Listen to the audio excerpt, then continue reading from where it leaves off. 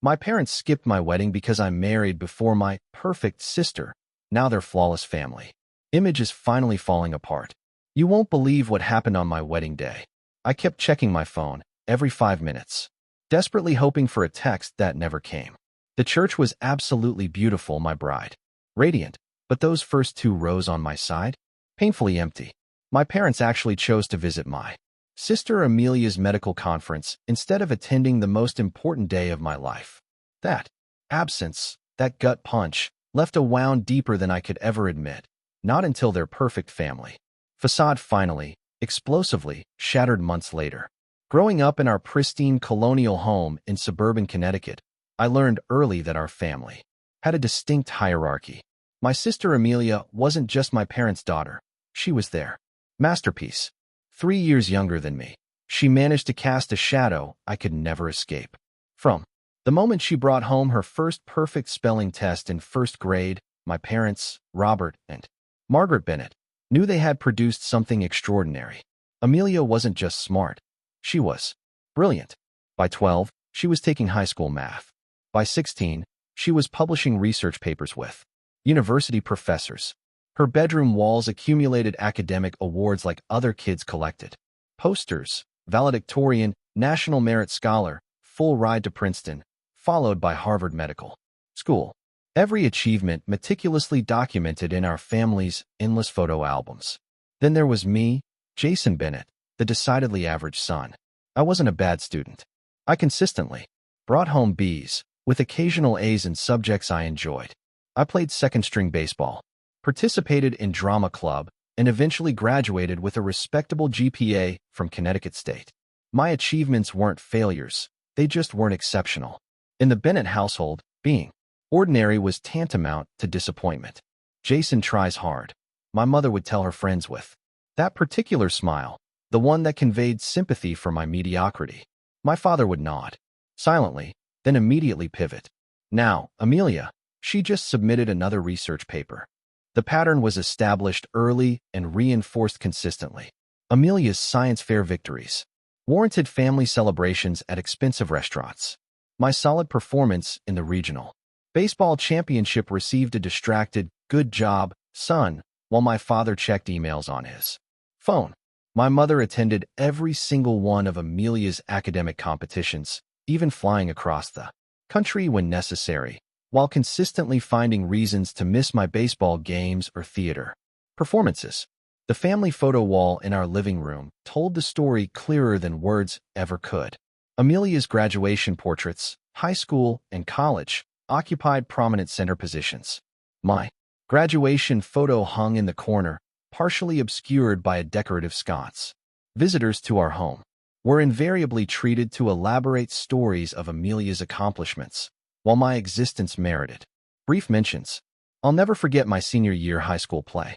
After months of rehearsals, I landed the lead role in our town, the first real achievement that felt wholly mine. The night of the performance, I peeked through the curtain to see the seats reserved for my parents sitting empty. My stomach dropped. I performed anyway, pushing through each line with a growing hollowness. Later, I learned Amelia's science team had an unexpected competition opportunity the same weekend in Chicago. The choice for my parents wasn't even a choice at all. "You understand, don't you, Jason?" my mother said when they returned. "This could impact Amelia's college applications." I nodded and said I understood. What else could I do? Throughout college, I worked desperately to prove my worth. I graduated with honors in computer science, secured a well-paying software engineering job at a respected firm, and even purchased a modest home just 30 minutes from my parents. A peace offering of proximity, a silent plea to finally be seen. Then I met Rachel Mitchell during a company volunteer event, building houses for veterans. She was there with her kindergarten class, supervising as they painted birdhouses. Something about her patient interactions with the children, her warm laugh, and the paint smudge on her cheek that she didn't know was there. I was instantly drawn to her authenticity. Our first date stretched from coffee to dinner as conversation flowed effortlessly. By our third date, I found myself telling Rachel things I'd never articulated aloud about growing up in Amelia's shadow, about the constant striving for approval that never came. Instead of the uncomfortable pity I feared, Rachel's brown eyes filled with indignation on my behalf. Your achievements deserve celebration, too, Jason, she said, squeezing my hand across the table. You know that, right? For the first time, I felt truly seen. Rachel built me up in ways my family never had, pointing out strengths I'd learned to dismiss. My patience solving complex coding problems, my natural ability to mediate conflicts at work, the kindness colleagues mentioned when she met them at company events. As our relationship deepened, Rachel gently encouraged me to establish healthier boundaries with my family. I resisted at first. Decades of seeking approval don't dissolve overnight. Besides, I reasoned they were still my parents. Family was family. The only family member who ever treated me as an equal was my Uncle William, my father's younger brother. Unlike my dad's perpetual seriousness, Uncle William laughed easily and listened intently. During family gatherings, he made a point of asking about my projects and achievements. Your parents don't always see what's right in front of them, he once told me after witnessing a particularly dismissive comment from my father. But I see you, Jason. Don't forget that. After 2 years of dating Rachel, I proposed during a weekend trip to the Maine coastline. When she said yes, wrapping her arms around my neck as waves crashed against the shore, I felt a surge of hope. Perhaps this milestone, creating my own family, would finally earn my parents' attention and approval. Perhaps now they would finally see me. The Sunday after our engagement, Rachel and I drove to my parents' house for their weekly family dinner, a tradition I maintained more out of obligation than enjoyment. I felt uncharacteristically optimistic, the weight of Rachel's engagement ring box in my pocket like a talisman. This news would surely elicit the warm reaction I'd been seeking for decades. Mom, Dad, Amelia, I announced during dessert, my arm around Rachel's shoulders. We have some news. Rachel and I are engaged. Rachel beamed, extending her hand to display the modest but elegant solitaire I'd selected. The silence that followed lasted only seconds, but felt eternal. Well, my mother finally said, her smile not quite reaching her eyes. That's certainly unexpected. Congratulations. My father nodded, offering a perfunctory handshake. Good for you, son. Amelia, home for the weekend from her medical residency, offered slightly warmer congratulations before my mother pivoted the conversation. You know, Amelia and Ethan have been discussing their future, too. I wouldn't be surprised if we had another announcement soon. She winked at my sister, whose relationship with fellow Dr. Ethan Williams had been the subject of family dinner conversations for months. In the car afterward, Rachel squeezed my hand. They'll come around, she whispered, though her eyes reflected my disappointment. They're just surprised. The contrast between our family's reactions couldn't have been starker. When we shared our news with Rachel's parents, Daniel and Susan Mitchell, the following weekend, their genuine joy was overwhelming. Susan immediately embraced me, tears in her eyes. We're so happy you'll be part of our family, she said. Daniel clapped me on the back, already talking about father-son fishing trips. They opened champagne, called relatives on speakerphone, and spent the evening looking through venue websites with infectious enthusiasm. As wedding planning began in earnest, the pattern continued. Rachel's parents eagerly attended every appointment, from venue tours to cake tastings. My parents, meanwhile, found endless excuses. My mother missed our first venue walkthrough because of a committee meeting at her garden club. My father skipped the meeting with the caterer due to a work emergency that later, through a casual comment, I discovered had been a golf game. Maybe we should postpone until next year, my mother suggested during one of the few planning discussions she participated in. You've only been engaged a few months. There's no rush, is there? When I explained we'd already secured our dream venue for the fall, she sighed. It just seems like putting the cart before the horse.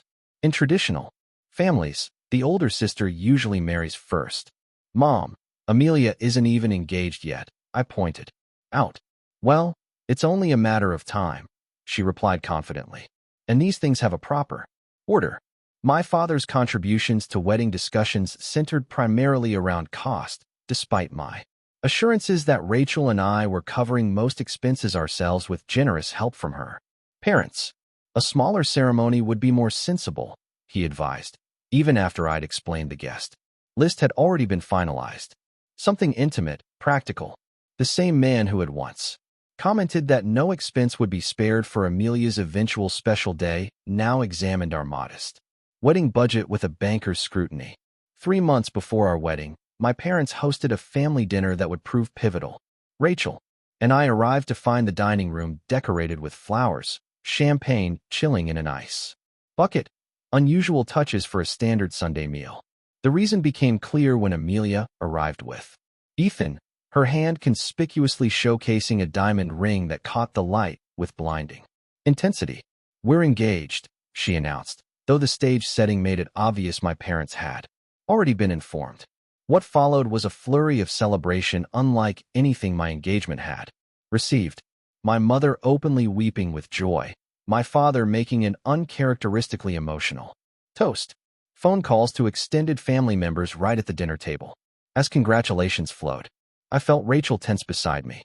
I squeezed her hand under the table, a silent plea for patience. "You know," Amelia said, turning to us with what appeared to be sudden inspiration, though her tone suggested rehearsal. "Since Jason and Rachel's wedding is still a few months away, and Ethan and I are thinking of a winter ceremony, we could consider a double wedding. Wouldn't that be wonderful? We could share the day." The eager nodding of my parents made it clear this wasn't Amelia's spontaneous idea. "Actually," Rachel said before I could respond, her voice calm but firm, "Jason and I have already finalized most of our plans. Our wedding is really important to us as the beginning of our life together, and we'd like to keep it as we've envisioned it. But we're so happy for you both and look forward to helping with your wedding plans, too." The temperature in the room seemed to drop several degrees. My mother's smile tightened. My father cleared his throat uncomfortably, and Amelia's expression flickered between surprise and annoyance before settling on forced understanding. "Of course," she said. "It was just a thought." The tension between our families grew as the wedding approached. During a disastrous joint family dinner, Susan Mitchell directly addressed my parents' lackluster involvement after my mother made another comment about rushing into marriage. "Jason and Rachel have been together for over 2 years, Susan said. "They're mature adults who know what they want. I'm surprised you're not more excited about your only son's wedding." The resulting argument was only smoothed over by Rachel's and my desperate peacekeeping efforts, but the damage was done. The two sets of parents maintained rigid politeness at subsequent wedding events, but warmth was notably absent. As our wedding date grew closer, my anxiety increased proportionally. I began having trouble sleeping, worrying about everything from family tensions to worst-case scenarios of public arguments. During the reception, after Rachel gently suggested it might help, I reluctantly scheduled an appointment with Dr. Patterson, a therapist whose card I'd been carrying in my wallet for weeks. "What you're describing is a common dynamic in families with perfectionism at their core," Dr. Patterson explained during our session. "Your sister became the repository for your parents' ambitions and definition of success, while you were cast in a supporting role. But they're not bad people," I insisted, feeling strangely defensive despite initiating the conversation. "This isn't about good or bad people," Dr. Patterson replied kindly. "It's about patterns that develop in families, often unconsciously. Your parents may not even realize the impact of their behavior. But recognizing these patterns is the first step toward establishing healthier relationships, not just with them, but in your new marriage as well." I left the session with a mix of validation and discomfort. Naming the dynamic felt both liberating and terrifying. What would it mean to stop seeking the approval I'd chased my entire life? 1 week before the wedding, my phone rang while Rachel and I were finalizing seating arrangements. Seeing my mother's name on the screen, I answered immediately, still harboring hope for a last-minute surge of parental enthusiasm.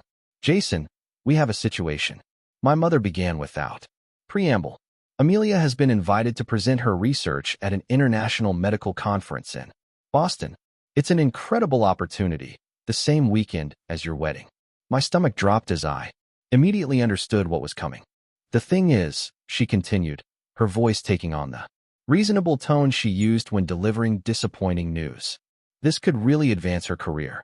These invitation spots usually go to senior physicians, not residents. We can't let her go alone. She'll need support. I gripped the phone tighter. Mom, it's my wedding.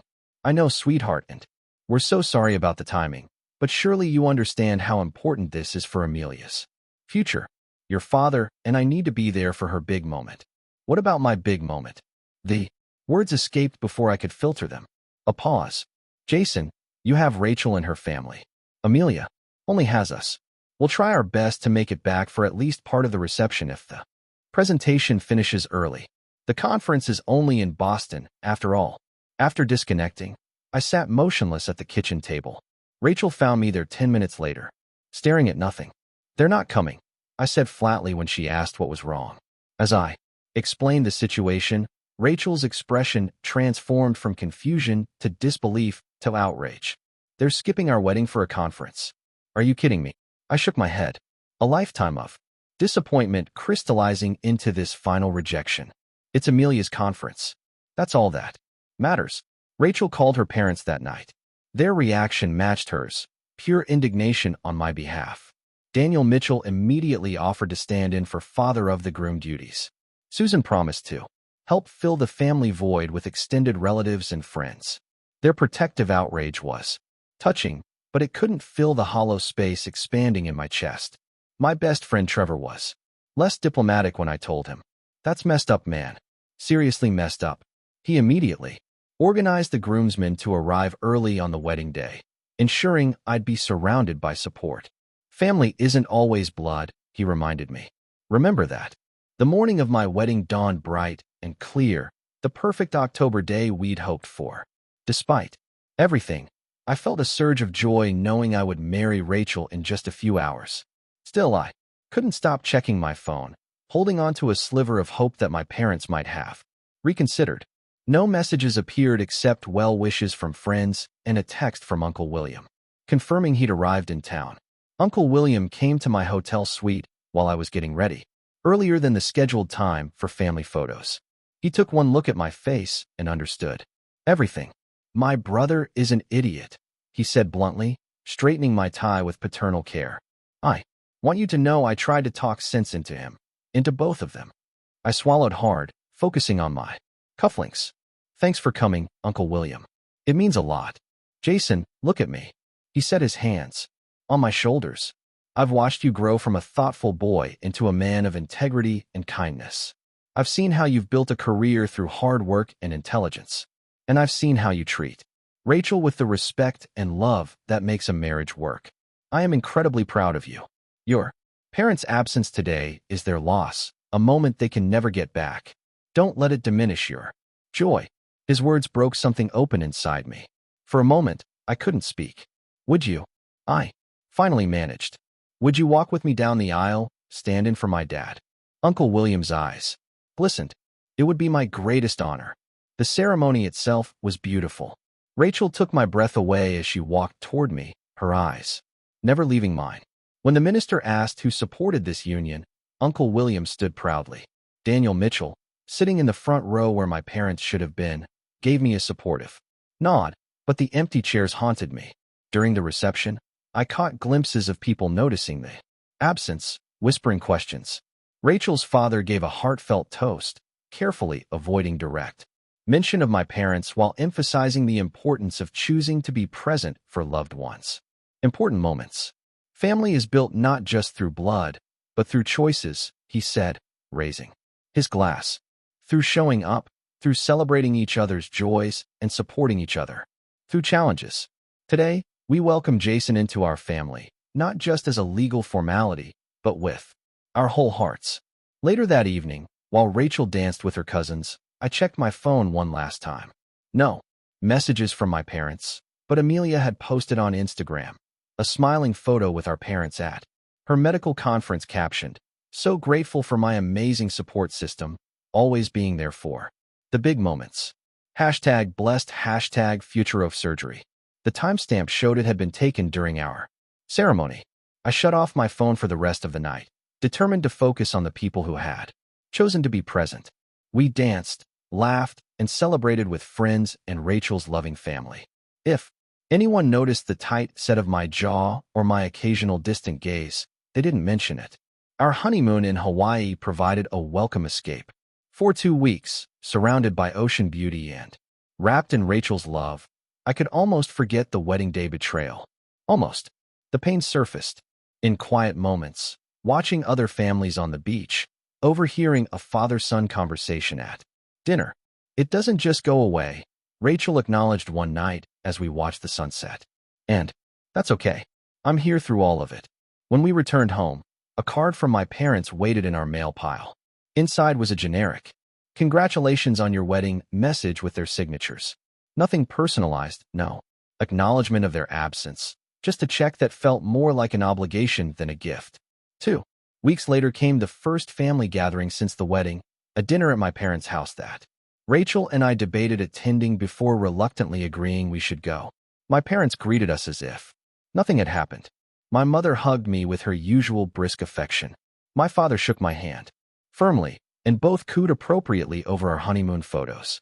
Not once did either of them mention missing the wedding. Not a single apology or explanation was offered. The elaborate absence became the elephant in the room that no one, not even Amelia, acknowledged. Did that really just happen? Rachel whispered as we drove home afterward. Did they seriously pretend everything was normal? I gripped the steering wheel tighter. Welcome to the Bennett family. Special denial with a side of gaslighting. Rachel's hand found mine. That's not okay, Jason. You know that, right? I did know. For perhaps the first time, I truly knew it wasn't okay. But knowing and acting were different things, and decades of family conditioning weren't easily overcome. So I continued to attend family functions, continued to accept the unspoken demand to pretend that missing my wedding was a reasonable parental choice.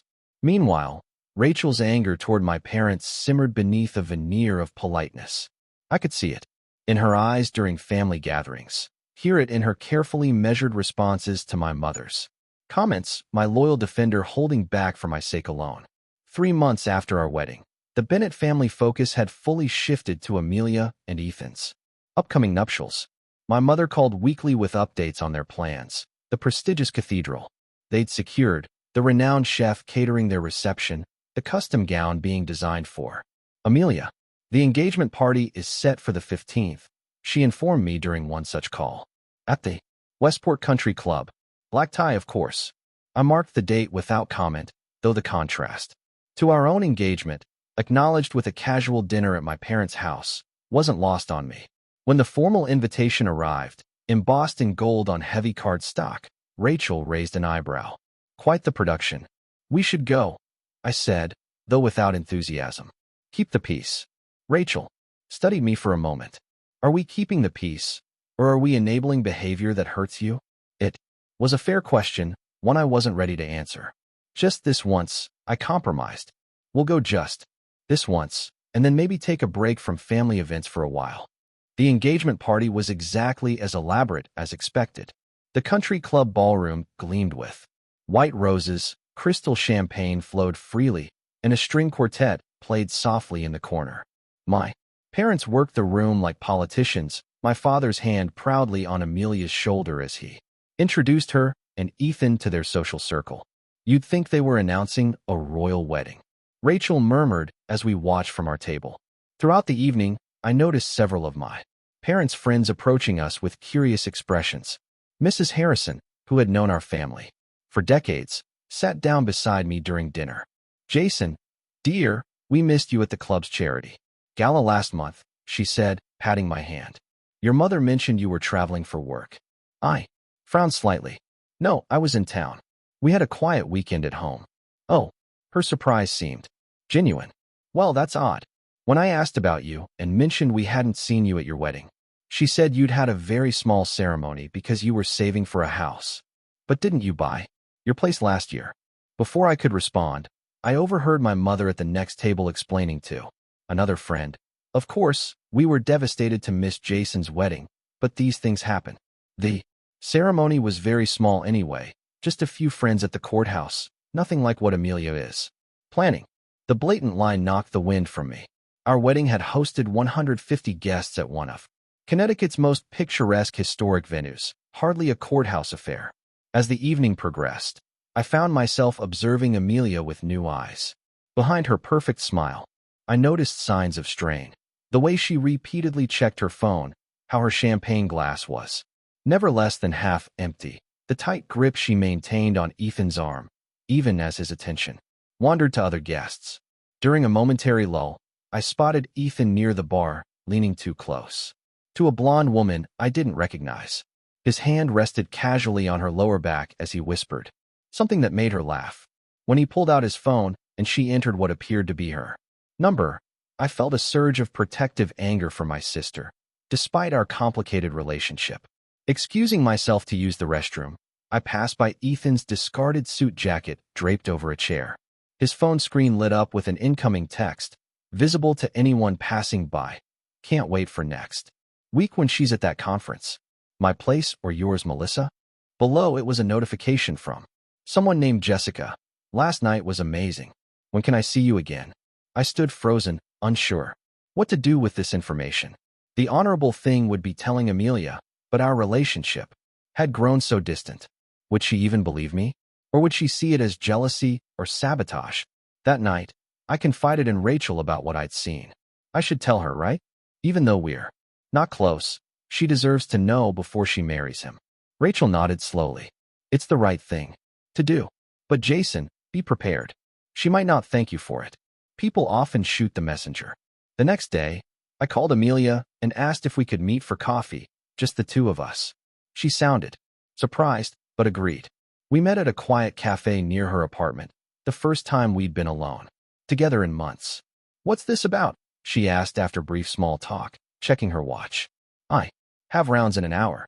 Amelia, I saw something at your engagement party. I began carefully. Something about Ethan that concerned me. I explained what I'd witnessed in the texts I'd seen. As I spoke, I expected shock, perhaps tears. Instead, Amelia's expression hardened into something cold and dismissive. Are you serious right now? She finally said. You're trying to sabotage my relationship because you're jealous of my engagement. Because mom and dad are excited about my wedding. What? No, Amelia, that's not. Save it, Jason. She stood abruptly, gathering her purse. I know Ethan has female colleagues he texts about work. Unlike you, I don't jump to ridiculous conclusions because I'm insecure. Not everyone has your simple life and mediocre ambitions. She left me sitting there, stunned by the venom in her voice. It was the first time Amelia had ever directly referenced the family dynamic, the golden child versus the disappointment. And her words stung precisely because they confirmed what I'd always suspected she thought of me. In the weeks that followed, I noticed troubling patterns in Amelia's behavior during family gatherings, the increased drinking, the nervous energy, the frequent trips to the bathroom with her purse. At one Sunday dinner, I accidentally walked in on her in our parents' home office, hastily pocketing what looked like prescription bottles from our father's medicine cabinet. When our eyes met, hers were defiant. Migraine medication, she said shortly. But the orange prescription bottles didn't look like any migraine medication I recognized, and the furtive way she'd grabbed them suggested something more concerning. Meanwhile, my parents remained oblivious, focused entirely on creating the perfect wedding for their perfect daughter. During dinner discussions, they spoke of nothing but venue details and guest lists, while Amelia grew visibly thinner and more agitated. Beside them, has Amelia seemed off to you lately? I asked my mother privately after one such dinner. She waved away my concern. She's just busy with wedding planning on top of her residency. Amelia has always thrived under pressure, unlike some people who get overwhelmed by ordinary life stressors. The pointed look she gave me made it clear who those some people were. Despite everything, I felt genuine concern for my sister. After our disastrous coffee meeting, I tried reaching out again. Texts, checking in, offers to help with wedding tasks, even an email detailing resources for Dr. Burnout that I framed as something I'd stumbled across that might help her colleagues. Each attempt was met with increasingly hostile rejections. Stop pretending you care, her final text read. We both know you're just waiting for me to fail so you can finally be the favorite. It's not going to happen, so back off. Her words hurt. But more concerning was what they revealed about her mindset. The apparent belief that any show of care must have ulterior motives, that family relationships were purely competitive. It was a toxic perspective I recognized from my own darkest thoughts. But seeing it reflected so baldly in Amelia's message suggested she was struggling more than anyone realized. 6 months after my wedding day betrayal, the Bennett family gathered for the most elaborate pre-wedding celebration yet, Amelia and Ethan's engagement gala. Unlike the earlier engagement party, this event was designed to impress the medical community elite.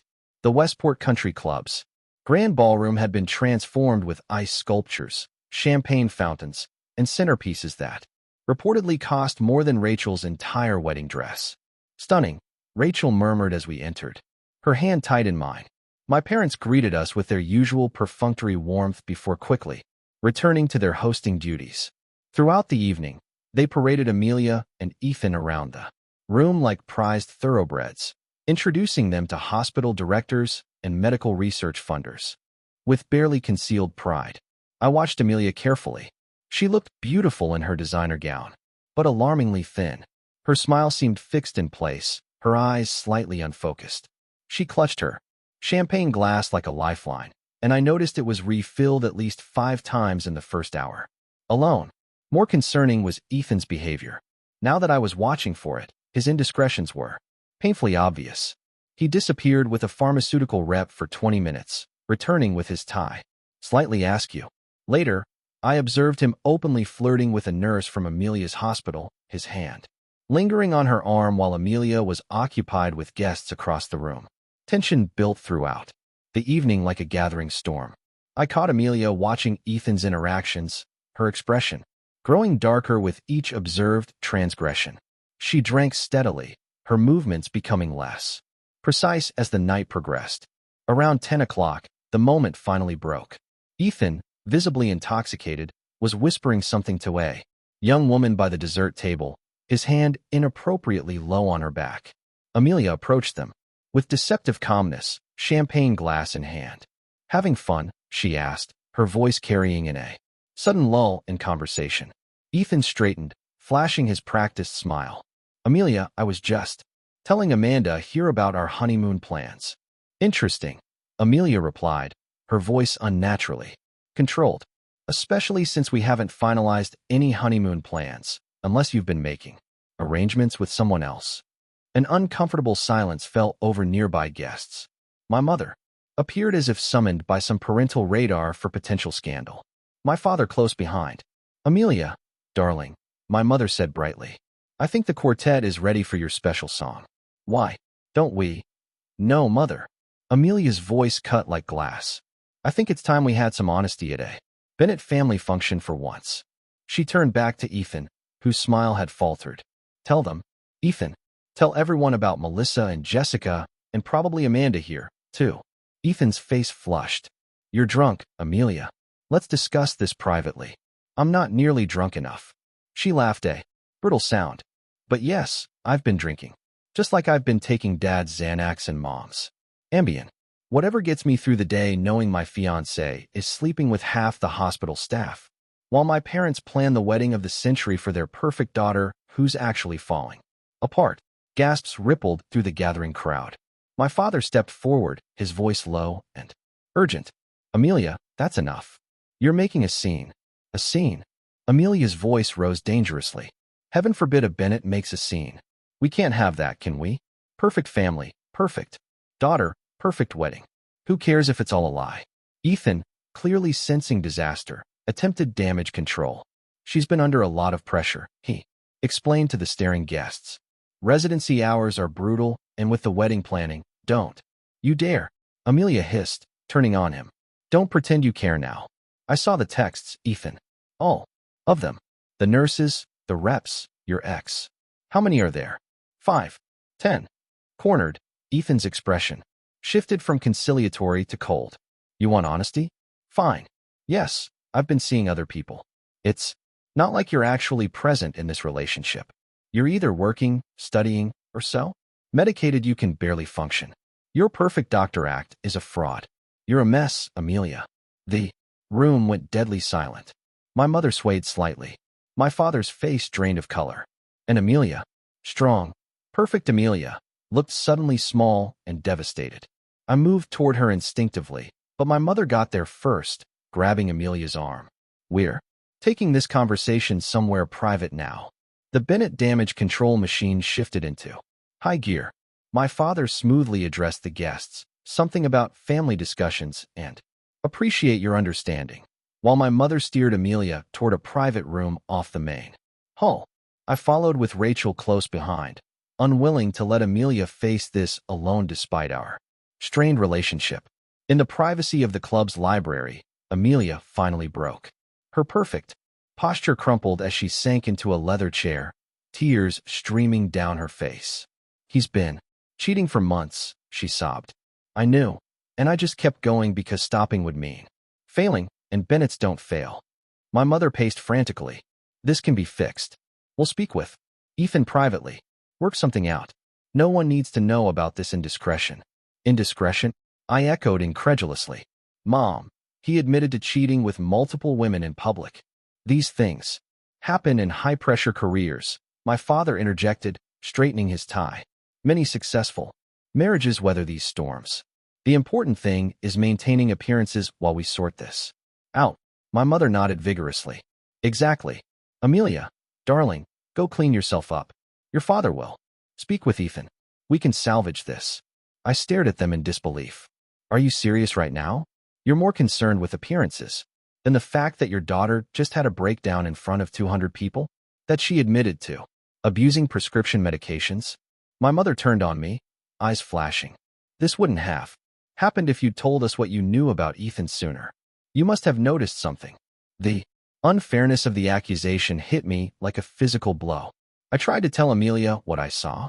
She accused me of being jealous and trying to sabotage her. Perhaps if you'd been more supportive of your sister instead of always competing with her, my father began. Competing? I laughed, incredulously. I've never been competition. I've been an afterthought my entire life. You missed my wedding for her conference. For God's sake. Rachel stepped forward, her calm voice cutting through the tension. Mr. and Mrs. Bennett, with all due respect, your daughter needs help right now, not damage control. She just admitted to substance abuse. That should be your priority. My father's response was to turn to Ethan, who had just entered the room. Let's discuss this situation like reasonable men, he said in his business negotiation voice. I'm sure we can come to an arrangement that satisfies everyone. Ethan raised an eyebrow.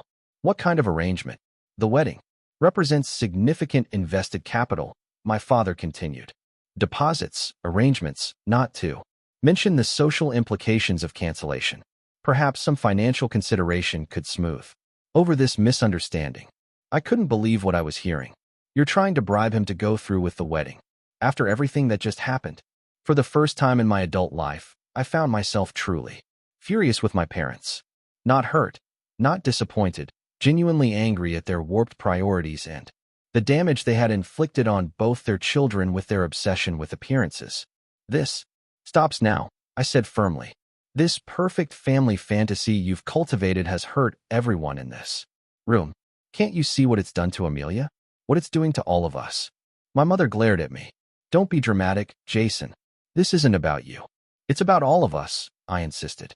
It's about the impossible standards you've set, the conditional love you've offered, present only when we perform to your expectations. It's about missing your son's wedding because your daughter's career advancement took priority. It's about caring more about what the country club crowd thinks than whether your children are actually happy. Amelia, who had been silent, suddenly doubled over, clutching her stomach.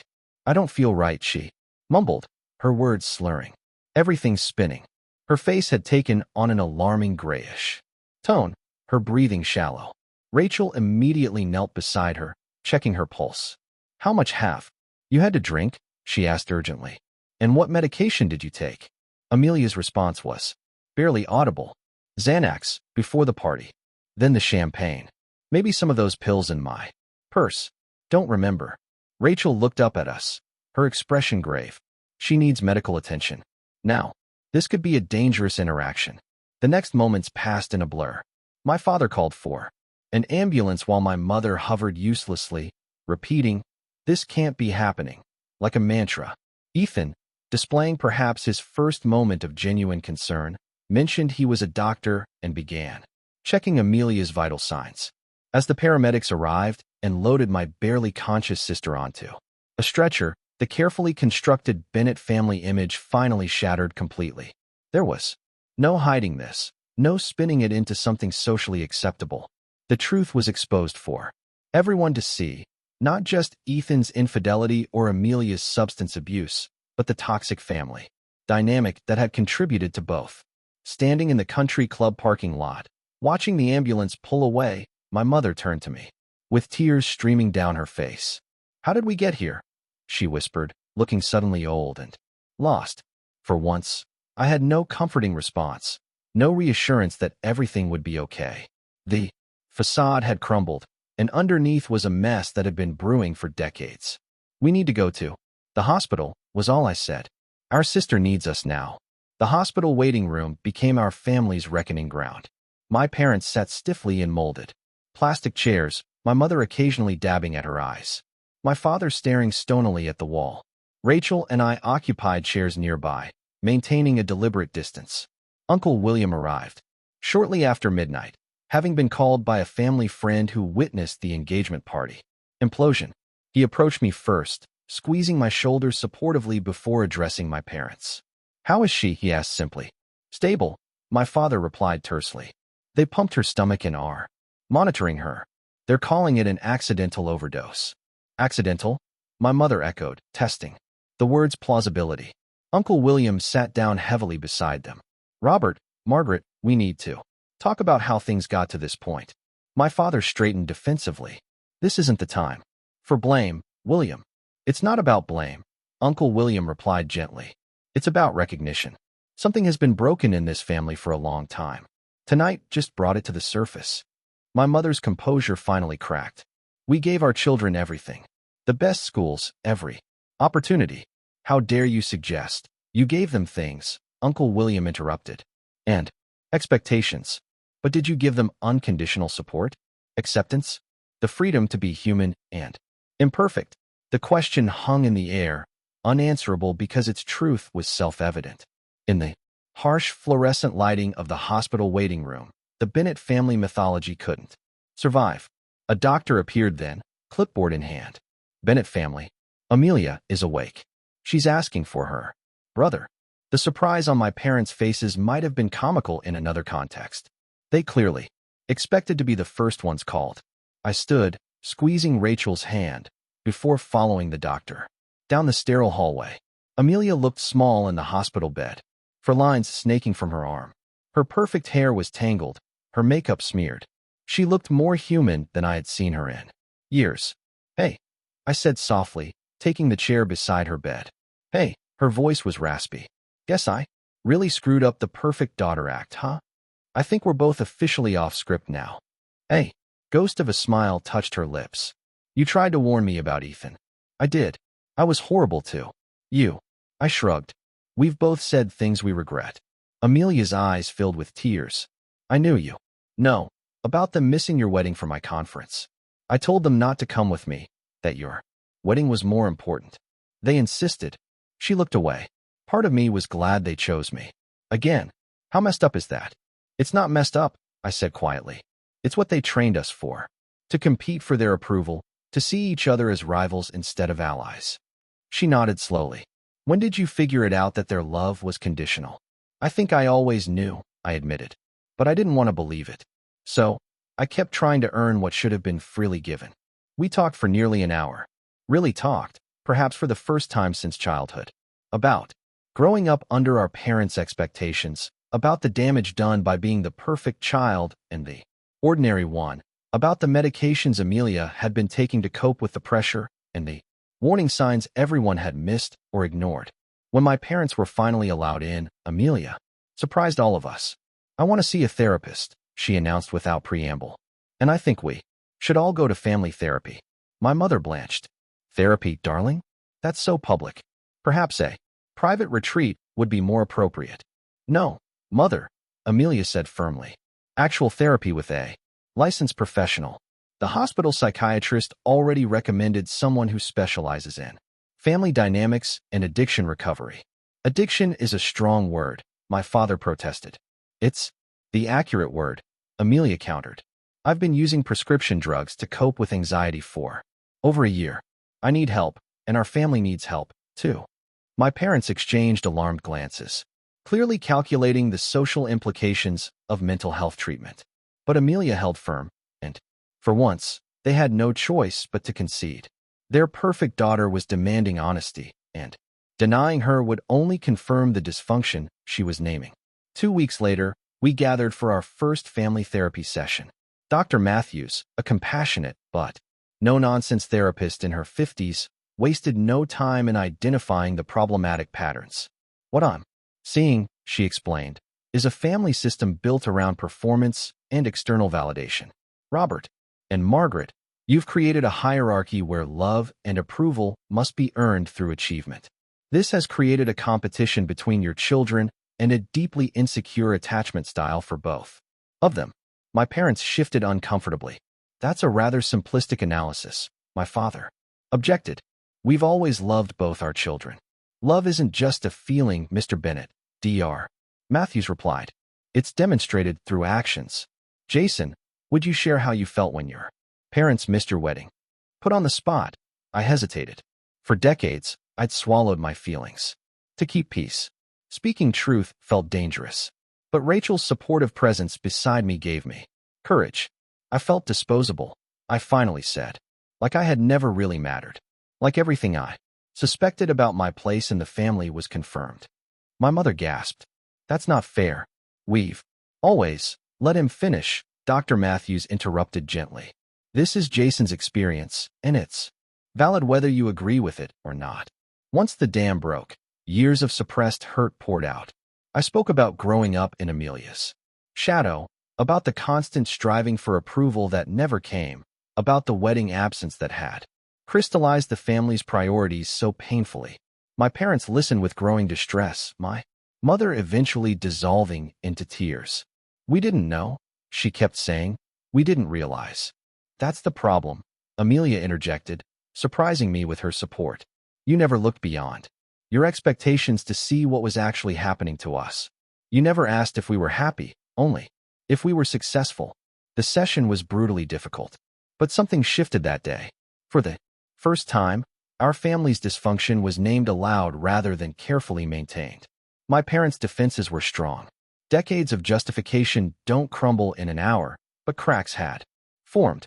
As therapy continued over the following weeks, more truths emerged. My mother reluctantly acknowledged her own upbringing in a high-pressure household where achievements were the only currency of worth. My father admitted that his focus on Amelia's career stemmed partly from regrets about his own professional choices. Amelia, now in individual therapy as well as family sessions, began the difficult work of building an identity separate from her achievements. She ended her engagement to Ethan permanently, took a leave of absence from her residency, and started volunteering at a community clinic, work she found more fulfilling than the prestigious hospital position she'd been pursuing to please our parents. The most surprising moment came during our fourth session when my mother broke down completely while discussing the wedding she had missed. I've been so blind, she sobbed, looking directly at me for what felt like the first time in years. So caught up in this image of what our family should be, that I missed what it actually was. Jason, I failed you as a mother. I'm truly sorry. Her apology wasn't perfect. It didn't erase years of damage or immediately heal our relationship, but it was genuine, and it was a beginning. My father struggled more with accountability. His identity was so thoroughly entwined with the successful family narrative that admitting its toxicity threatened his sense of self. But even he began to make small efforts, asking about my work with actual interest, remembering details about Rachel's teaching career, sending occasional texts just to check in. During this period of family reconstruction, Rachel shared news that would further transform our dynamics. She was pregnant. We had been trying since shortly after the wedding, and the positive test came at a poignant time, just as my family was learning what really mattered. When we shared the news, my parents' reaction was mixed. There was genuine excitement, but also visible uncertainty about their role in this new chapter. Would they be allowed to be grandparents after failing so profoundly as parents? The question hung unspoken between us. We'd like you to be involved in our child's life, I told them carefully. But things need to be different. This child won't grow up feeling they have to earn love through achievement. They won't be compared to cousins or measured against external standards of success. My mother nodded solemnly. We want to do better, Jason. We want the chance to get it right this time. It's not about getting it right, Rachel said gently. It's about being present, about loving without conditions.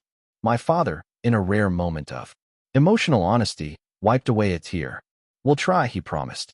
We're learning. And they were. Slowly, imperfectly, but genuinely learning.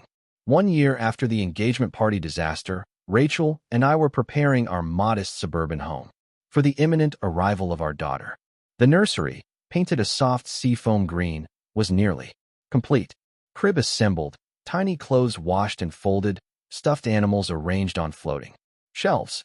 Standing in the doorway, watching Rachel arrange books on the small bookcase, her 8-month pregnant belly prominent under her t-shirt, I was struck by how much had changed in 12 months. Not just externally, but within our family's emotional landscape. The transformation hadn't been linear or easy. Family healing rarely is. There were therapy sessions where we seemed to move backward rather than forward. Sunday dinners that ended in renewed tension, moments when old patterns reasserted themselves, and I found myself slipping into the familiar role of peacekeeper, swallowing my truth to maintain harmony. But there was progress too, genuine and meaningful. Amelia had made the most dramatic changes. After completing 2 months of outpatient treatment for anxiety and prescription drug dependency, she made the bold decision not to return to her surgical residency. Instead, she accepted a position with a rural healthcare initiative, providing primary care to underserved communities. For the first time, I'm doing medicine because it fulfills me, not because it fulfills some external definition of success, she told me over coffee during one of our newly established monthly sibling meetups. And the weird thing is, I think I'm actually better at it now. Our relationship had transformed from distant competitors to something approaching genuine siblings. We still hit rough patches. Decades of conditioning don't disappear overnight, but we were learning to be allies rather than rivals. My parents' journey was more complicated. They attended therapy faithfully, but old habits remained entrenched. My mother still occasionally made comments about appearances that revealed her underlying priorities. My father still struggled to express emotion directly, but they were trying, and their effort itself represented significant change. My mother had taken to calling Rachel weekly, asking about the pregnancy and offering to help with nursery preparations. Though her suggestions sometimes veered toward the extravagant, every baby needs a hand-painted mural, the underlying desire to connect seemed genuine. My father's attempts at connection were more awkward, but equally meaningful.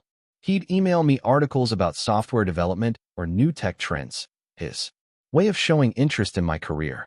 And one Saturday, he appeared at our door with tools and a determined expression.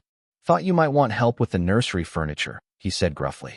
Together, we assembled the crib and changing table, working mostly in silence, punctuated by practical comments about Allen wrenches and instruction diagrams. As we finished, he ran his hand along the crib railing with unexpected tenderness. Your mother and I were so busy proving ourselves as parents that we missed actually being parents, he said suddenly. Don't make our mistake, Jason. It was perhaps the most honest thing he'd ever said to me. Uncle William remained our family's emotional anchor throughout this transformation. He visited regularly, bringing practical baby gifts and sage advice. Family healing isn't about erasing the past, he reminded me during one visit. It's about acknowledging it honestly so it doesn't control the future. When Rachel went into labor 3 weeks early, the family dynamics we'd been carefully rebuilding faced their first real test. We called my parents from the hospital, letting them know their granddaughter was arriving sooner than expected. We're in Boston for the weekend, my mother explained, anxiety edging her voice. But we'll leave right now. It's about a 3-hour drive. Will we make it in time? The parallel to our wedding day wasn't lost on any of us. Another important event, another absence. But this time, the absence wasn't a choice, but a circumstance. and their immediate response was to prioritize being present. Just drive safely, I assured her. These things usually take a while. Rachel's labor progressed faster than expected. However, our daughter, Emma Willow Bennett, arrived after just 4 hours, healthy, red-faced, and determined, with a shock of dark hair and a powerful set of lungs. Holding her for the first time, I felt a love, so immediate and unconditional that it brought clarity to everything I'd missed growing up. This was how it should have been. Love freely given, not requiring achievement or performance, simply celebrating existence. When my parents arrived 2 hours after Emma's birth, they entered the hospital room with uncharacteristic hesitation. "We're so sorry we're late," my mother said, echoing their wedding absence in a way that felt deliberate, acknowledging the parallel. "You're here now," Rachel said, kindly from the bed, our daughter nestled in her arms. "Would you like to meet your granddaughter?" The moment my mother held Emma, something visibly shifted in her. Tears streamed freely down her face, not the controlled, dignified tears she allowed at socially appropriate moments, but raw, unfiltered emotion.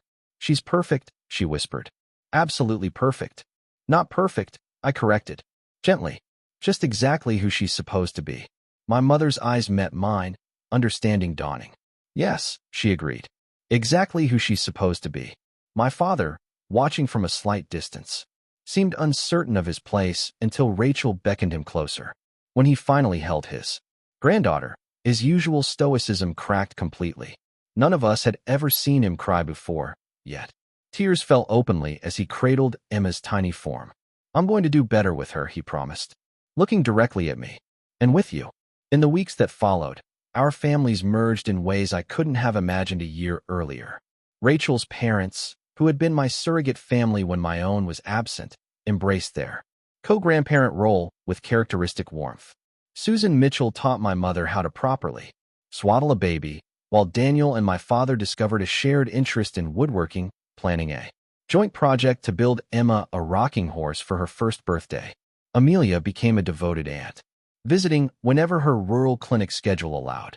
"I'm going to make sure she knows her worth isn't measured by achievements," she promised, tickling Emma's tiny feet.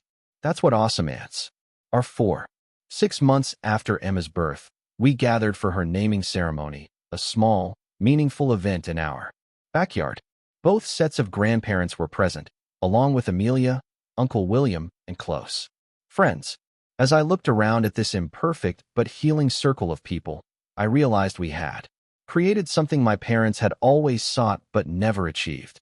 Not a perfect family, but an authentic one. Later that evening, as Rachel and I sat on the porch watching the sunset while Emma slept inside, I reflected on the journey that had brought us here. "You know," I said, "for most of my life, I thought happiness would come from finally earning my parents' approval, from being good enough for them to truly see me." Rachel squeezed my hand, waiting for me to continue. But that was never going to work, because the problem wasn't that I wasn't enough. The problem was that they were looking for the wrong things. Real happiness came when I stopped seeking their validation and started building a life based on what actually matters. Love that doesn't have to be earned. Connections that value authenticity over achievement. "You've come a long way," Rachel observed. "We all have." Indeed, we had. My parents were not perfect grandparents. Occasionally, old patterns emerged in comments about other babies or subtle comparisons, but they caught themselves more often than not, visibly working to break habits of a lifetime. They showed up consistently, prioritizing family gatherings over social obligations.